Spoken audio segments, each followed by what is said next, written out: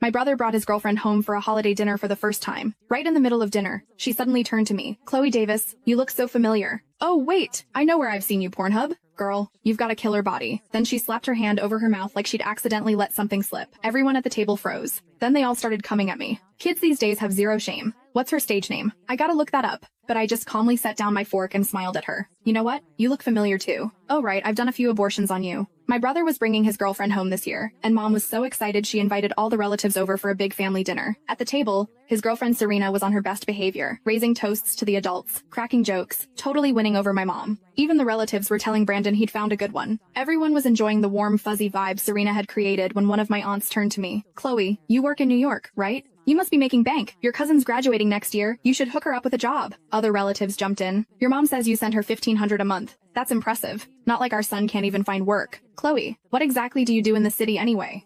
I was about to answer when Serena set down her glass and cut in. Chloe, I know this is our first time meeting, but I swear I've seen you somewhere before. I gave her a polite smile. Maybe I just have one of those faces. She shook her head, studying me closely. No, it's not that. I've definitely seen you. Oh my god. Something clicked, and her face lit up like she'd just solved a mystery. I know. You're on Pornhub, aren't you? The whole table went dead silent. Serena acted like she didn't notice and kept going. I've seen your pics. Your body is insane. I can't believe I'm actually meeting you in person. Then she clapped a hand over her mouth, playing the "oops, I said too much" card. I was floored. I couldn't believe she'd just make up something like that right there. My first instinct was to call her out. What the hell are you talking about? She immediately put on this hurt, apologetic act. Oh my god, Chloe. I'm so sorry. I just blurted it out without thinking. I had no idea it was you. I really didn't mean anything by it. Please don't be mad. By now, every relative at the table was staring me down. Kids today are so open-minded. No wonder she's always too busy to come home. Now we know what she's been busy with. No wonder she's got money she's selling herself. How embarrassing. The aunt who just asked me to help her daughter quickly backpedaled. Forget what I said. My daughter would never do anything like that. It's disgusting. Mom's face turned beet red from all the whispering. Her hands were shaking. She looked at me like she didn't recognize me. Chloe, are you really on Pornhub?